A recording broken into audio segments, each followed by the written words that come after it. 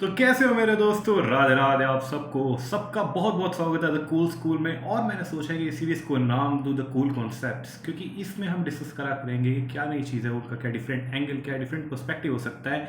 So this is cool concepts episode number 2। और आज हम डिस्कस करने वाले हैं जीएसटी रिफॉर्म्स के ऊपर, और देखते हैं कि एक से दूसरी चीज़ से तीसरी चीज़ से चौथी चीज़ कैसे कैसे इंटरलिंक्ड रहती है।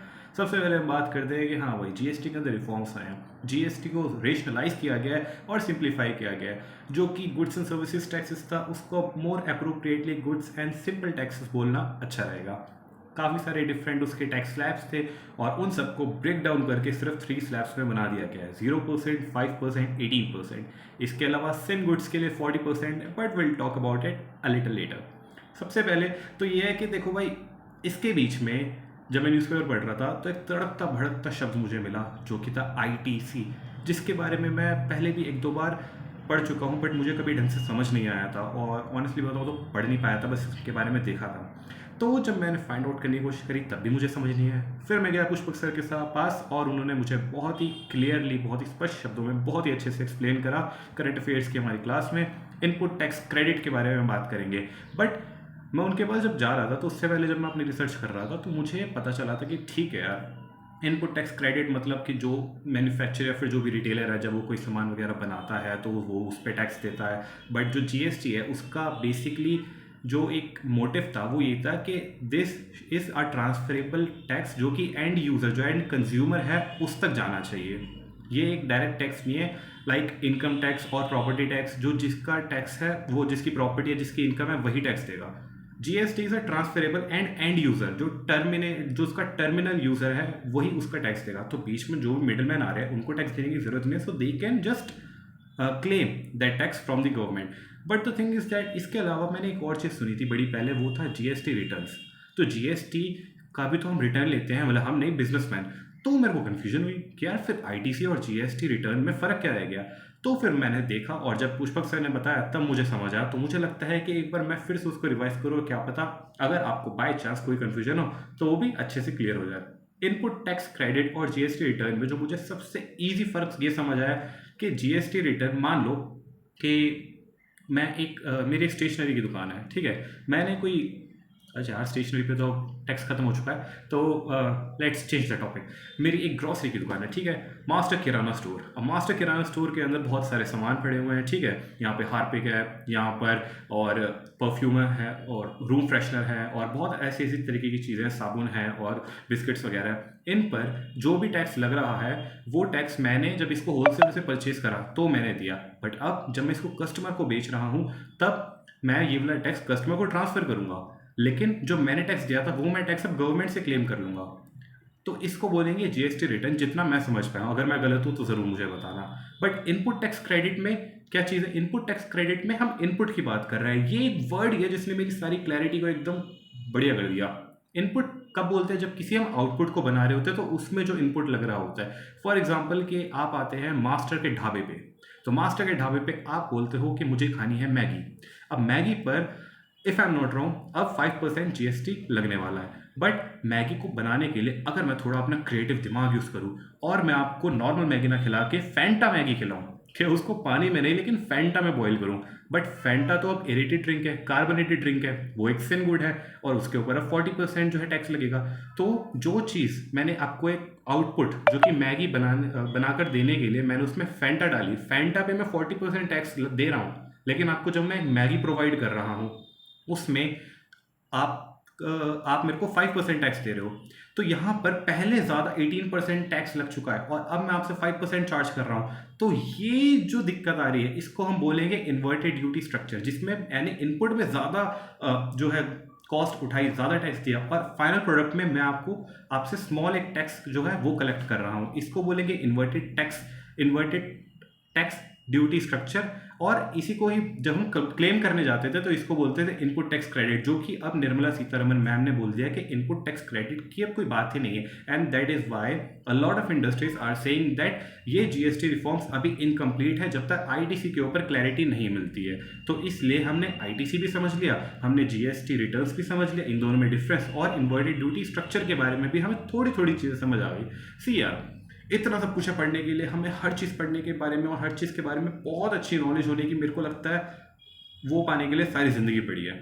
बट अभी हमें एक बेसिक अंडरस्टैंडिंग ज़रूर बना लेनी चाहिए, ताकि जब भी हम नेक्स्ट टाइम उस चीज़ को पढ़ें तब हमें एक बार रिवीजन की तरह वो लगे कि हाँ इसके बारे में तो पढ़ रखा है, तो आपको और बेहतर अंडरस्टैंडिंग होती है। तो इसलिए जब भी कभी ऐसी टेढ़ी मेढ़ी चीज़ आती है तो मैं इसको और ध्यान से सुनता हूँ, ताकि अभी ना सही कल तो आ जाएगी समझ में। इसके साथ साथ मेरे को ये भी डिस्कस करना था कि यार जीएसटी जब आए तो उसकी क्या क्या इम्पैक्ट हो सकते हैं हमारी इकोनॉमी पे। सबसे पहले तो देखा जाए कि जीएसटी लाने का एक बहुत बड़ा रीज़न ये था कि यूएस के जो हमारे माननीय प्रेसिडेंट है डोनाल्ड ट्रंप, उन्होंने 50% हमारे ऊपर टैरिफ लगा दिया, 25+25 एज अ पेनल्टी। तो इसकी वजह से काफ़ी सारे इश्यूज तो आ ही रहे हैं हमें।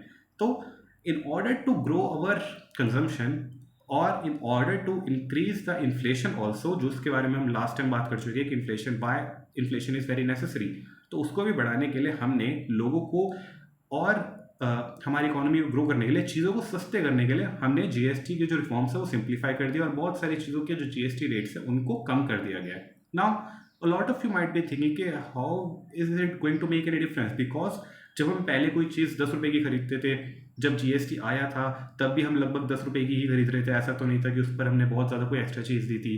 तो ऐसा था कि शायद जो पहले 10 रुपये की डायरेक्ट मिलती थी उसका ही उन्होंने रेट 8 रुपये कर दिया था और उस पर टैक्स लगाकर हमें 10 रुपये का दे रहे थे, तो it was not making a huge difference. तो इस बार भी ऐसे होगा, जो चीज़ अभी 10 रुपये की है अगर टैक्स कम हो गया तो वो 8 रुपये की नहीं होगी, वो अपना इंडस्ट्री का ही कॉस्ट ज़्यादा बता देंगे और उस पर टैक्स लगा के हमें 10 रुपये की मिलेगी। But the thing is that जब भी गवर्नमेंट कोई पॉलिसी बनाती है तो गवर्नमेंट सिर्फ अपने जो डिपार्टमेंट्स हैं उनसे ही कंसल्ट नहीं करती है, वो बहुत ज़्यादा कंसल्ट करती है उन इंडस्ट्री से जो कि आपकी इकोनॉमी में वर्क कर रही हैं, who are actually going to manufacture and supply the products to you, to the general public. अब उनके साथ जब वो कंसल्ट करती हैं और उनके ही फेवर में चाहती हैं कि पॉलिसी बनाएं, क्योंकि यार अल्टीमेटली उन्होंने ही तो ग्रो करना है, उन्होंने ही तो देश को आगे ले जाना है, और अगर उन्हीं के फेवर में नहीं होगी तो who would want to be in such a country. तभी तो बहुत सारी जो हमारी इंडस्ट्रीज है वो बाहर शिफ्ट हो जाती है। तो इसीलिए जो कंपनीज है उनके जो एसोसिएशन है, जिसके बारे में हम अक्सर नाम पढ़ते रहते हैं, जैसे PhD chamber of commerce and industry या फिर अपीडा या फिर नैसकॉम, इस तरीके की जो एसोसिएशन है, इन्होंने आश्वासन दिया है निर्मला मैम को और पीयूष गोयल सर को कि डोंट वरी, जो भी जीएसटी के रेट आप कम कर रहे हैं उसका जो बेनिफिट है वो एंड यूजर तक जरूर पहुंचेगा। तो ये अश्योरेंस जो है वही बहुत बड़ी बात है।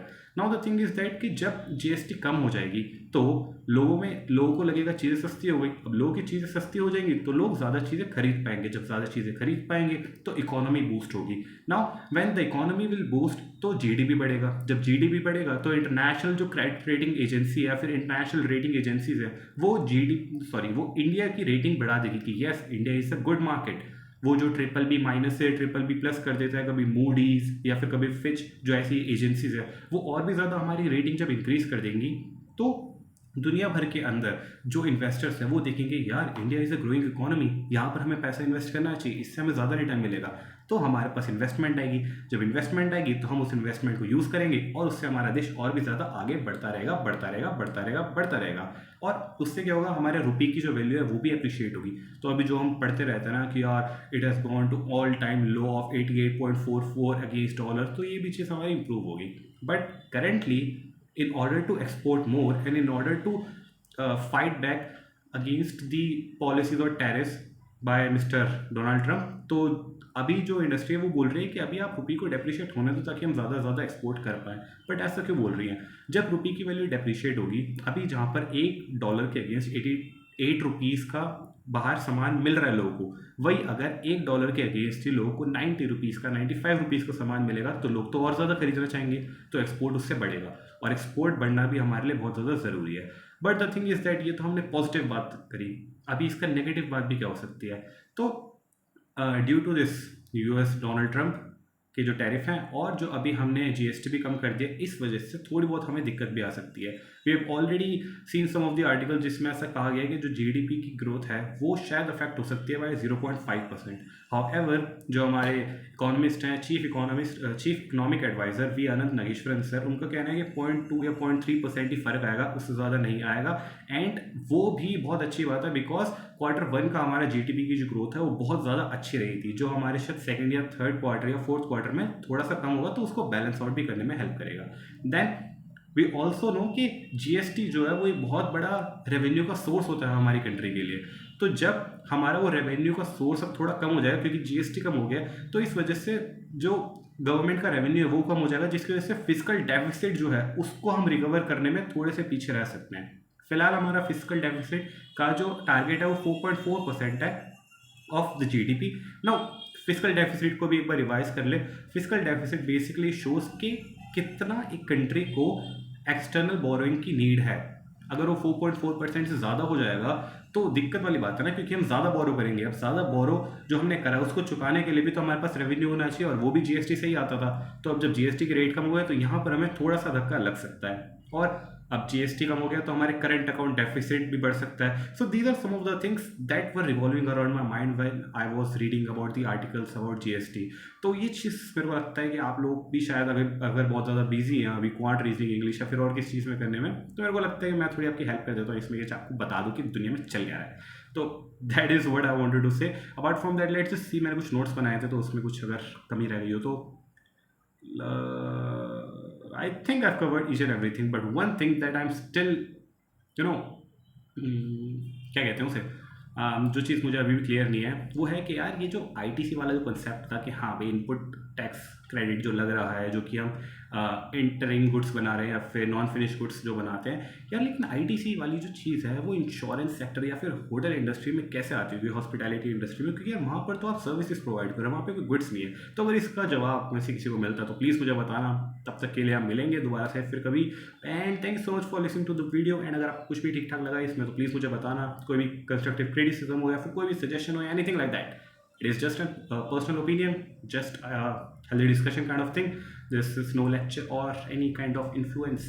So मज़ा लगा तो ठीक है, नहीं तो कोई बात नहीं, डिलीट कर देंगे जी। Thank you so much for listening, मिलेंगे जल्द, तब तक के लिए बाय बाय।